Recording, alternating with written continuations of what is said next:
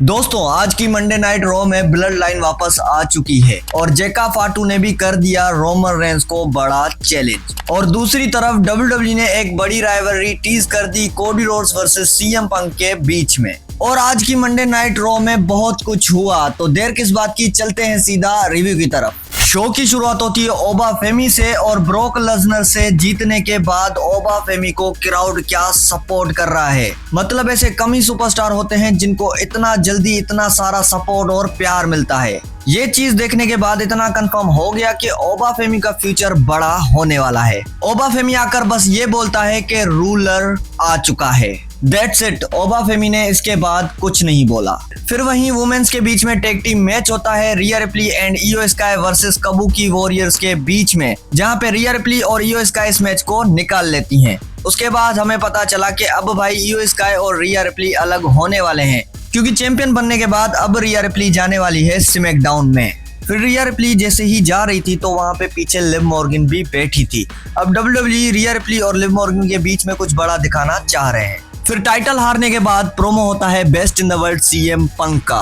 पिछले कुछ महीनों में मैंने बहुत कुछ खो दिया है। मैंने मेरा ट्रेनर खो दिया, मैंने लेरी को खो दिया और इतने सारे नामों को खो दिया जिनको आप जानते तक नहीं थे। कुछ कैमरामैन थे, कुछ मेकअप आर्टिस्ट थे और कुछ प्रोडक्शन टीम के मेंबर्स। और रिसेंटली मैंने अपना टाइटल भी खो दिया। और जब मेरे पास टाइटल था मैं खुद को बहुत ही ज्यादा स्ट्रॉन्ग मानता था और आप लोगों ने भी मुझे स्ट्रॉन्ग बनाकर रखा था, उसके लिए थैंक यू। खैर मैं तो टाइटल जीतने भी नहीं वाला था। आपको याद होगा मैंने गुंथर को हराया था, फिर सेथ रॉलिंस ने मुझ पे कैश इन किया था और मैं सिर्फ 3 मिनट का चैंपियन था। लेकिन मेरी उम्र के हिसाब से 3 मिनट भी बुरे नहीं थे, लेकिन मैंने कोशिश नहीं छोड़ी। फिर सेथ रॉलिंस इंजर्ड हो गया और मैं बन गया नंबर 1 कंटेंडर। मैं जे उसो को हरा कर बन गया चैंपियन। और अगर मैं ये कोशिश ना करता तो आज आपके सामने खड़ा होता जे उसो और आप करते यीट।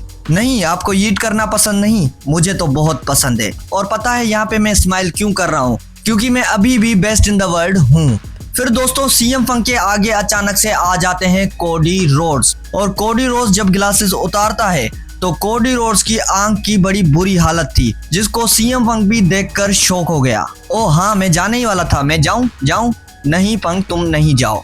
ये मंडे नाइट रॉ है और ये तुम्हारा शो है। लेकिन मैं तुम्हें देखकर बहुत ज्यादा हैरान हूँ। तुम्हें क्या लगा था टाइटल हारने के बाद मैं पागल हो जाऊंगा? हाँ, लगा तो था थोड़ा सा, क्योंकि तुम हारने के बाद भी इतना खुश हो और मैं जीतने के बाद भी खुद को लूजर फील कर रहा हूँ। अरे नहीं, मैं लूजर नहीं और तुम भी लूजर नहीं हो। तुम्हारे लिए ये बहुत ज्यादा मुश्किल था। तुमने एक लेजेंड को हराया है और उससे ज्यादा तुमने अपने दोस्त को हराया है। तुमने उस बंदे को हराया है जो तुम्हारा टीचर था। तो तुम्हारे लिए ये बहुत ज्यादा मुश्किल था, लेकिन मेरे लिए ये बहुत ज्यादा आसान था। मेरी मैच उसके साथ थी जिससे मैं नफरत करता हूँ और उसका मुंह कुचलने में मुझे बहुत मजा आया। और तुम इस टाइटल को डिफेंड करते रहो और कीप विनिंग। मेरे लिए मौका कहीं से भी आ जाएगा। तो दोस्तों यहाँ पे WWE ने CM Punk versus Cody Rhodes के बीच में राइवलरी कर दी है टीज। हमें लगा था कोडी रोड्स और रैंडी ऑर्टन के बीच में एक और मैच होगा, लेकिन ये चीज देखने के बाद यही लग रहा है कि CM Punk versus Cody Rhodes के बीच में राइवलरी जरूर देखने को मिलेगी। और मुझे लगता है कि इस राइवलरी में रैंडी ऑर्टन भी ऐड हो सकता है। फिर बैक स्टेज में हमें पता लगा कि इथन पेज भी अब रॉ का मेंबर हो चुका है और ये चीज जवान एविंस को बिल्कुल पसंद नहीं आई। इसके चक्कर में इनके बीच में मैच होता है जिसको इथन पेज निकाल लेते हैं रूसेव की मदद से। फिर रूसेव आकर जवान एविंस पे अटैक करना शुरू करता है तो वहां पे पेंटा आ जाता है। पेंटा थोड़ी देर फाइट तो करता है, लेकिन इथन पेज की मदद से रूसेव पेंटा को भी मार देता है। अब इंटरकॉन्टिनेंटल टाइटल के पीछे जवान एविंस, रूसेव और इथन पेज तीनों पड़े हैं। अब देखते हैं कि इंटरकॉन्टिनेंटल टाइटल के साथ क्या होता है। फिर रिंग में आती है पूरी जजमेंट डे, जिनको इंटरप्ट कर लेती है सोल रूका, जिसके चक्कर में सोल रूका और लिव मॉर्गन का मैच सेट भी हो जाता है। मैच तो काफी ज्यादा अच्छा था और इस मैच में हमें सोल स्नैचर भी दिखा, लेकिन जरिया की हेल्प से लिव मॉर्गन ये मैच निकाल लेती है। लेकिन सच बताऊं, आज की मंडे नाइट रॉ में सोल रूका को देखकर बहुत अच्छा लगा।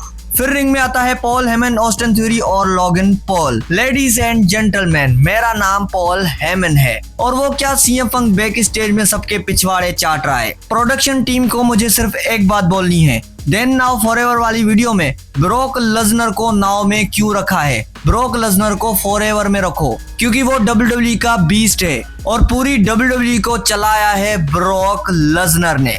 अब थोड़ी फ्यूचर की बातें करते हैं। हमारे पास टैग टीम चैंपियंस हैं और लोगन पॉल आपको कुछ मैसेज देना चाहता है।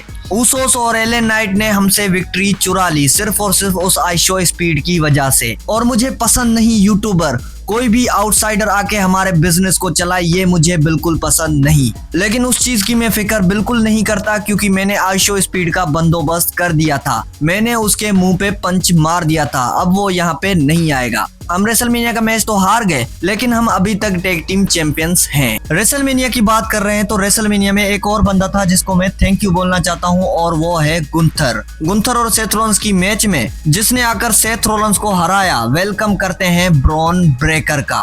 एक साल पहले मैं विजन का लीडर बना था, क्योंकि सेथ रॉलिंस बहुत ही वीक था और लास्ट नाइट सेथ रॉलिंस इतना क्लोज था जीतने के लिए, फिर मैंने आकर सेथ रॉलिंस की जीत बर्बाद कर दी। और सेथ रॉलिंस ये सुन ले, तभी दोस्तों वहां पे आ जाते हैं सेथ रॉलिंस, वो भी स्टील चेयर के साथ। सेथ रॉलिंस आकर पूरी विजन को मार रहे थे, लेकिन नंबर गेम ज्यादा होने की वजह से लोगन पॉल और ऑस्टिन थ्यूरी अटैक कर लेते हैं सेथ रॉलिंस के ऊपर।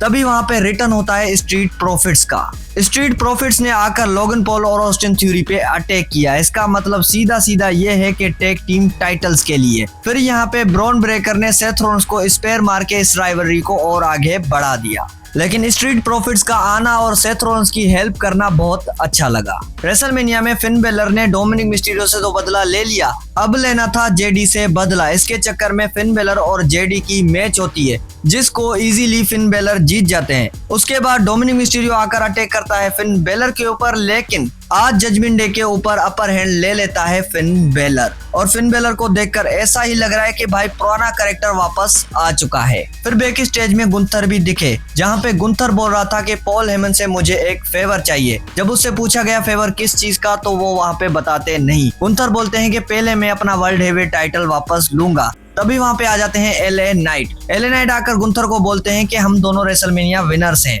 और ये बात तू भी जानता है, मैं भी जानता हूँ, तू भी जानता है, मैं भी जानता हूँ, मैं भी वर्ल्ड हेवीवेट चैंपियनशिप के पीछे हूँ। तो अब तुम्हारे रास्ते में एले नाइट भी रहेगा। फिर होता है आज की मंडे नाइट रॉ का main event, world heavyweight champion Roman Reigns के साथ। फिर रोमन रेंस जैसे ही बैक स्टेज से आ रहे थे तो रास्ते में उसको उसोस भी मिल जाते हैं। रोमन रेंस उसोस को अपने साथ ले आता है और उसोस को बोलता है कि हमें ब्लड लाइन वापस बनानी चाहिए, जैसे हमने पहले 4 साल चलाई है वैसे ही हमें बिजनेस को फिर से संभालना पड़ेगा, जिस पे जिमी उसो और जे उसो दोनों मान जाते हैं। लेकिन वहां पे उनको इंटरप्ट कर लेता है जेका फाटू को रोमन रेंस ये बोलता है कि बहुत टाइम हो गया तुझे नहीं देखा, और तू यहाँ पे सिर्फ और सिर्फ 2 चीजों के लिए आ सकता है। पहली बात, तू मुझे एक्नॉलेज करने आया है, नहीं तो दूसरी बात, तुम इस टाइटल के लिए आए हो। मुझे ये टाइटल नहीं चाहिए, मुझे इस टाइटल की जरूरत है, और मुझे वो सब चाहिए जो ट्राइबल चीफ के पास है, ये घड़ी, ये गाड़ियां, ये बंगला, ये घर, सब कुछ।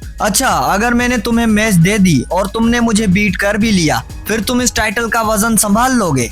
और दूसरे पॉइंट पे आते हैं, अगर तुमने मुझे बीट नहीं किया तो क्या तुम मुझे एक्नॉलेज करोगे? अभी मैं हाँ नहीं कर रहा, तुम्हारे पास 1 हफ्ता है, सोच लो कि तुम्हें क्या करना है। भाई साहब, आज WWE ने तो कमाल कर दिया। मतलब हमने दूर दूर तक नहीं सोचा था कि रोमन रेंस के सामने जेका फाटू आएगा, लेकिन आज WWE ने ये काम कर दिया, रोमन रेंस के सामने खड़ा कर दिया जेका फाटू को। और इनका ये मैच बैकलैश में हो सकता है। आपको क्या लगता है? कमेंट करके मुझे जरूर बताना।